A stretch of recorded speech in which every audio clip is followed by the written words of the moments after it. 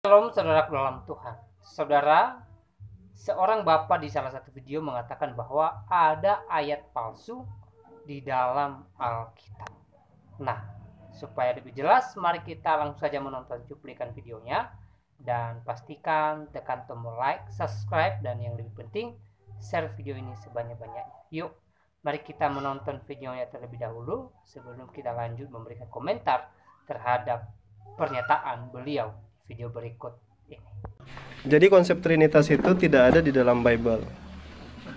Satu-satunya ayat yang sering dipakai itu 1 Yohanes 5 ayat 7 ya.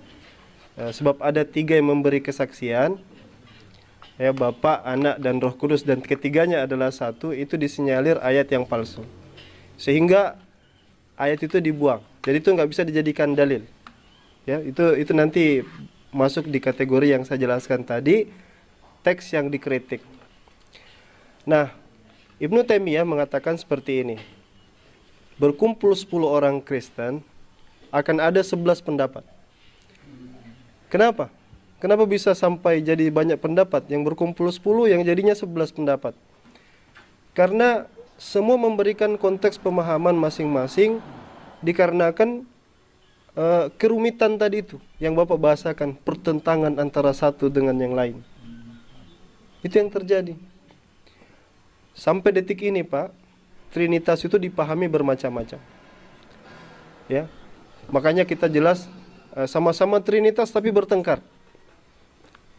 Ada yang meyakini Yesus itu seperti ketika dia turun, dia Yesus, ketika dia mati itu Yesus, dan bangkit lagi itu Yesus. Itu Tuhan semua yang melakukan itu.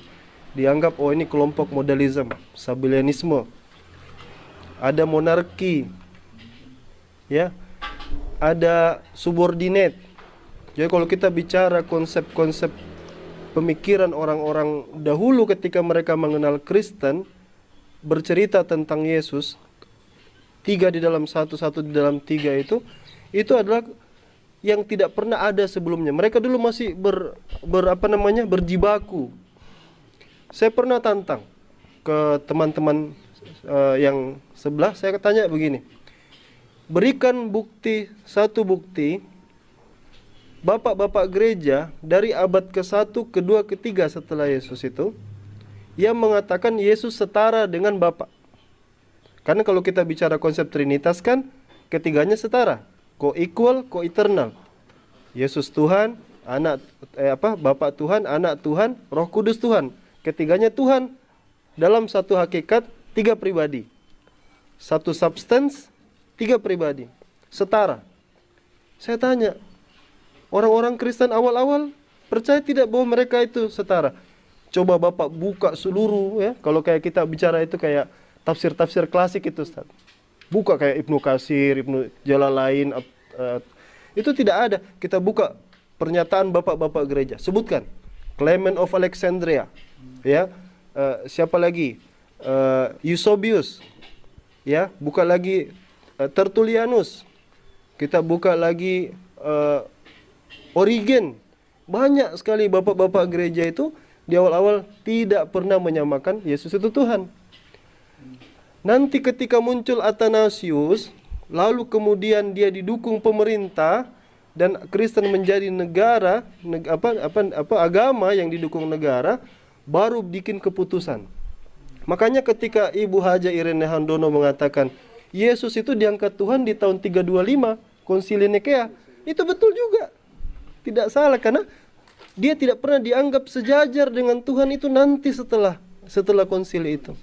Dan perlu dicatat, sejarah mencatat mereka-mereka yang bertentangan dengan keputusan konsili itu dianggap pelaku bidat, dihukum, Baik, saudara dalam Tuhan, itu cuplikan videonya. Di sana jelas beliau mengatakan bahwa 1 Yohanes 5 ayat 7 merupakan ayat palsu yang disinyalir di dalam Alkitab.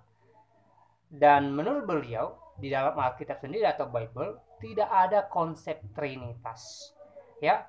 Nah, saudara dalam Tuhan, sebenarnya beliau ini ya tidak paham Alkitab, tidak mengerti Alkitab, tetapi berusaha berbicara ayat-ayat Alkitab. dan ujung-ujungnya ngawur, ujung-ujungnya salah, saudara dalam Tuhan. Ya, di dalam Alkitab sudah ada konsep Trinitas, mulai dari Perjanjian Lama, bagaimana kisah penciptaan ketika Tuhan menciptakan manusia. Tuhan berkata, mari kita menciptakan manusia. Dia menggunakan kata kita, kata jamak. Ya, Tuhan tidak mungkin mengajak malaikat untuk menciptakan manusia, karena malaikat menciptaan Tuhan. Ya, Tuhan tidak mungkin mengajak iblis, ya, karena iblis adalah musuh Allah, ya, dan iblis adalah seteru daripada Tuhan, ya. Lalu Tuhan berkata dengan siapa? Dia berkata, mari kita menciptakan manusia. Ini menunjukkan konsep Trinitas.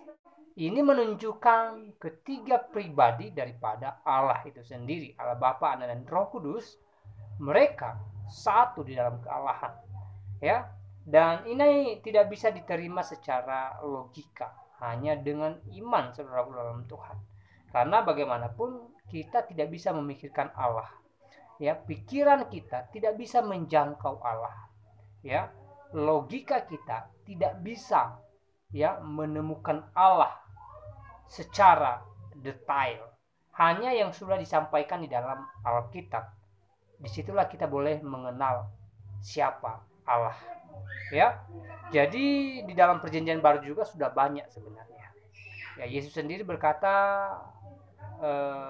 dia pergi kepada Bapa, dan ketika baptisan Yohanes, ketika Yohanes membaptis Yesus, di sana, ya, Yesus dibaptis, lalu ada Roh Kudus dalam bentuk merpati, dan setelahnya ada suara yang berkata, ini adalah anakku yang kukasihi, dengarkanlah dia. Ya, jadi sudah ada konsep Trinitas di dalam Alkitab. Sudah banyak, mulai dari Perjanjian Lama sampai pada Perjanjian Baru. Nah, kembali kepada pernyataan beliau di video tadi, bahwa tidak ada konsep Trinitas di dalam Alkitab atau Bible, itu sangat salah. Apalagi ketika beliau mengatakan bahwa ada ayat palsu, ya, yang diselipkan di dalam Alkitab, ya. Bapak ini terlalu berani menuduh bahwa di dalam Alkitab ada ayat palsu, ya.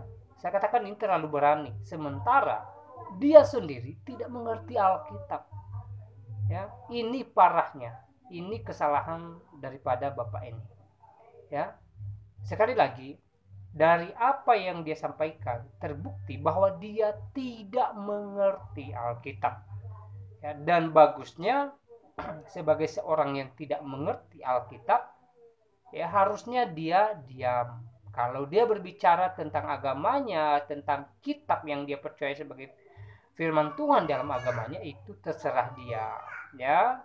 Tetapi ketika dia berbicara Alkitab, lalu dia menuduh bahwa di dalam Alkitab ada disinyalir ayat palsu, ya, saya katakan dia terlalu berani mengatakan itu, ya.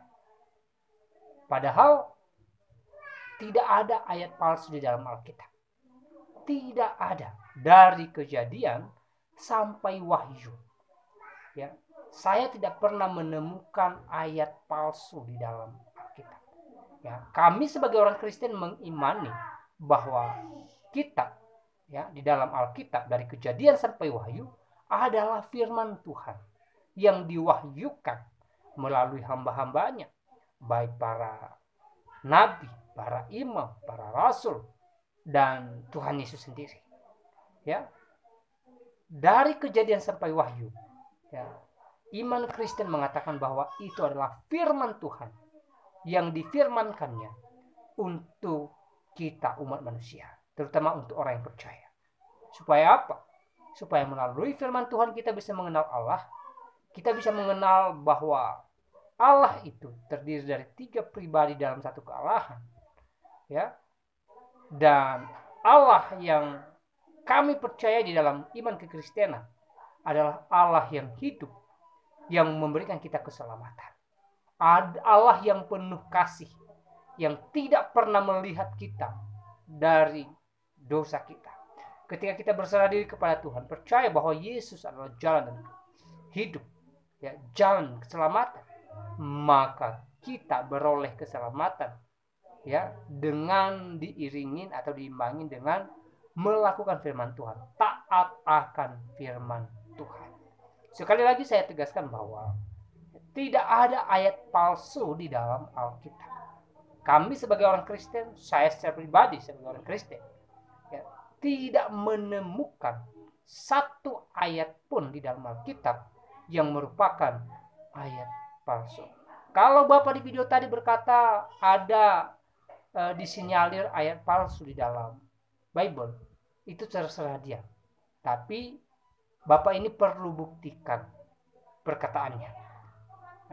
Dia perlu buktikan pernyataannya. Ya, apakah yang dia katakan itu benar? Dan di mana ayatnya? Apa dasarnya? Apa alasannya mengatakan bahwa ada disinyalir ayat palsu di dalam Alkitab? Ya, saya rasa Bapak ini perlu klarifikasi apa yang dia sampaikan, supaya umat tahu, supaya umat sadar, dan supaya semua orang yang menonton video ini terberkati pastinya. Kita tunggu klarifikasi dari beliau, kita tunggu penjelasan dari beliau, kenapa dia mengatakan bahwa ada disinyalir ayat palsu di dalam Alkitab. Nah, saudara dalam Tuhan, saya tidak terlalu panjang lebar menyampaikan pesan melalui video ini. Selebihnya saudara bisa menilai, dan jikalau saudara memberikan tanggapan, silahkan berikan tanggapan saudara di kolom komentar. Berikan tanggapan yang baik, tanggapan yang positif, dan tanggapan yang membangun, terutama tanggapan atau komentar yang memuliakan nama Tuhan Yesus. Saudara dalam Tuhan, dalam hal ini juga saya kembali menguatkan iman kita, supaya kita tetap teguh di dalam Kristus, supaya kita tetap percaya bahwa Yesus adalah Tuhan dan Juru Selamat hidup kita, sebagaimana Yesus di dalam